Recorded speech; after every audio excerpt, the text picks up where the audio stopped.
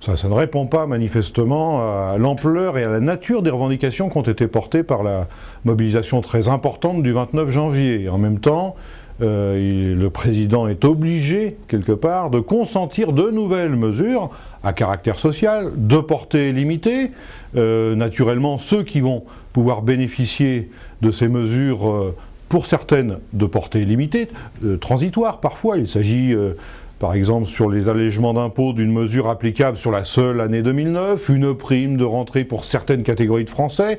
Ceux qui vont en bénéficier vont forcément être satisfaits de ce petit coup de pouce, mais ça reste un très petit coup de pouce, et surtout, il n'y a aucune mesure structurelle nous permettant de sortir plus rapidement de cette crise économique. Alors il y a un saupoudrage de mesures financières dans un volume qui est disproportionné par rapport au volume de moyens consentis aux entreprises. Je rappelle par exemple que dans le même temps où on annonce une part d'allègement de l'impôt sur le revenu pour certains contribuables, les entreprises ont, elles, gagné l'exonération de la taxe professionnelle, 8 milliards d'euros, dont on ne sait pas exactement comment l'État compte les récupérer. Et il n'est pas dit d'ailleurs que les contribuables qui voient des allègements aujourd'hui s'entendent dire dans quelques semaines qu'il faudra peut-être plus d'impôts locaux, plus de taxes indirectes pour compenser les cadeaux faits aux entreprises.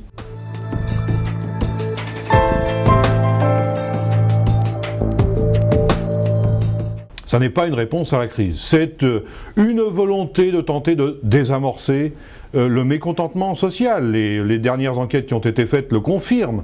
La politique économique et sociale du président de la République est très largement contestée parmi les salariés. Il veut donc essayer de mettre un peu d'huile dans les rouages, mais sans remettre en cause les réformes antérieures alors qu'elles contribuent à nous enfoncer un peu plus dans la crise, et de le faire dans des proportions très mesurées. On n'est pas du tout à l'échelle des revendications qui se sont exprimées.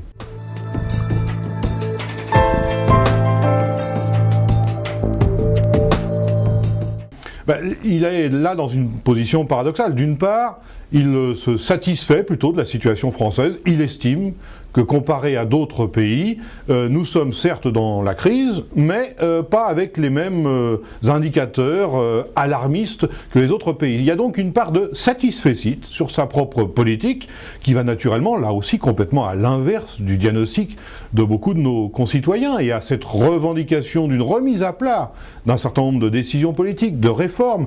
Puisqu'il nous dit que nous sommes dans une crise sans précédent, il n'y a aucune raison de s'accommoder à cette idée que tout ce qui a été décidé auparavant doit continuer comme s'il ne se passait rien. Là, c'est plutôt une fin de non-recevoir. On continue de supprimer plusieurs dizaines de milliers de postes de fonctionnaires. On continue avec la loi sur les exonérations de cotisations sur les heures supplémentaires. Donc on va faire travailler plus ceux qui sont au travail, et donc au détriment de l'emploi globalement. Et il est pour lui, naturellement, pas question de revenir, par exemple, sur la loi TEPA, le bouclier fiscal qui a quand même distribué, là aussi, plusieurs dizaines, centaines de millions d'euros aux plus fortunés de notre pays. Donc il y a, pour l'instant, un refus de remise à plat de décisions antérieures.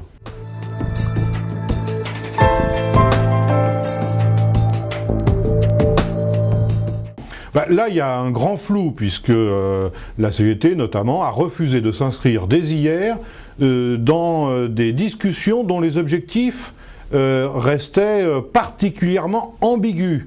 On voit bien, par exemple, que pour le patronat, il faudrait rediscuter des procédures de licenciement économique pour parvenir à plus de souplesse dans les procédures de consultation, alors qu'une de nos revendications aujourd'hui, c'est justement de reconnaître un droit aux salariés de suspendre les plans de suppression d'emplois pour leur permettre de formaliser des solutions alternatives.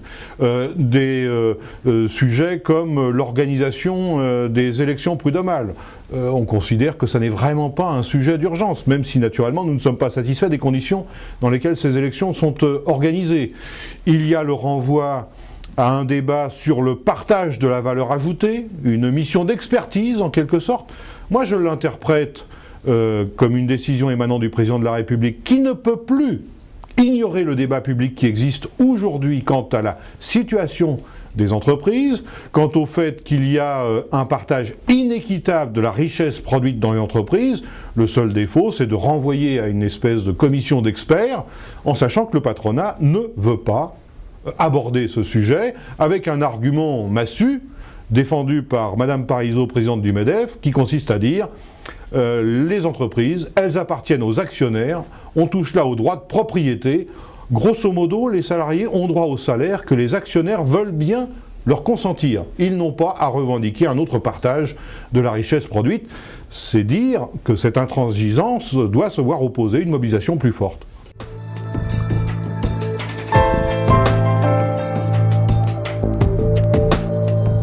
Nous pensons, et toutes les organisations syndicales l'ont dit dans leur plateforme commune le 29 janvier, que travailler, revaloriser les salaires, mais aussi les retraites.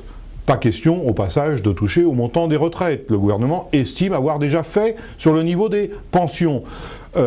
Agir de nouveau sous une nouvelle approche sur la question du pouvoir d'achat, c'est justement contribuer à relancer la machine économique sur d'autres bases. Nous sommes dans une crise d'un système économique qui a sacrifié la dimension sociale depuis 25 ans, à une échelle internationale. On a pressuré le coût du travail par les salaires, par les conditions de travail, par les cadences, par l'emploi. Et c'est cette économie-là qui, aujourd'hui, est en train d'imploser à une échelle internationale. Sortir de la crise, c'est donc accepter de remettre l'économie au service du développement social, entre autres avec des autres traductions en matière d'évolution salariale.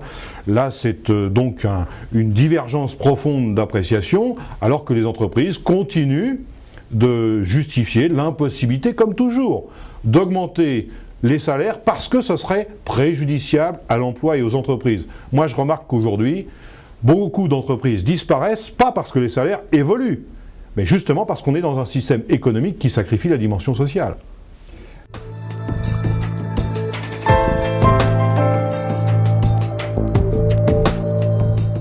D'entrée, puisque j'ai pris la parole immédiatement sur ce sujet, en estimant qu'il était impossible d'aborder les autres sujets à l'ordre du jour sans s'arrêter sur la situation particulière des territoires d'outre-mer, des départements d'outre-mer, et singulièrement de la situation en Guadeloupe, d'autant plus que quelques heures avant cette réunion à l'Élysée, nous venions d'apprendre le décès d'un camarade de la CGT de Guadeloupe, avec une intervention qui a été appuyée, je dois le dire, par d'autres organisations syndicales, demandant au chef de l'État de reprendre la main sur cette situation dans la mesure où les intransigences côté patronal dans ces départements depuis des semaines de mobilisation très forte, mais aussi la manière dont l'État s'est comporté ces derniers jours, alors qu'un accord était susceptible de se produire sur l'évolution des salaires dans ces départements, comme le fond de la mobilisation l'exigeait, l'action et la mobilisation contre la vie chère, ont expliqué la dégradation et la tension qui s'est accrue ces dernières heures dans ces départements. Nous avons donc insisté assez solennellement pour que le chef de l'État prenne une initiative et ne laisse pas cette situation de pourrissement de la situation perdurer. Et c'est là qu'il nous a annoncé son intention d'intervenir aujourd'hui, après avoir rencontré les élus locaux, sur la chaîne RFO. Pour ce qui concerne la CGT, nous avons décidé, dès hier soir, pour appuyer les revendications qui s'expriment fortement dans ces départements, d'organiser sur l'ensemble des départements des rassemblements de soutien à ces revendications dès samedi prochain.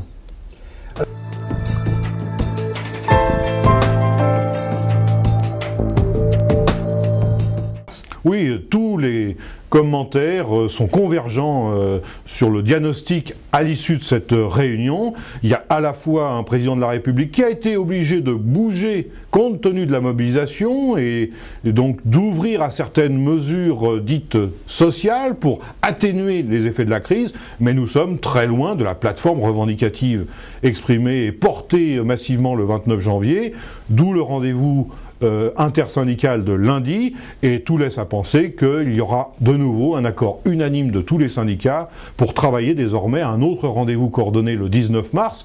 Mais en attendant cette date, je crois que nous pouvons d'ores et déjà en appeler à une multiplication d'initiatives dans les entreprises, les localités.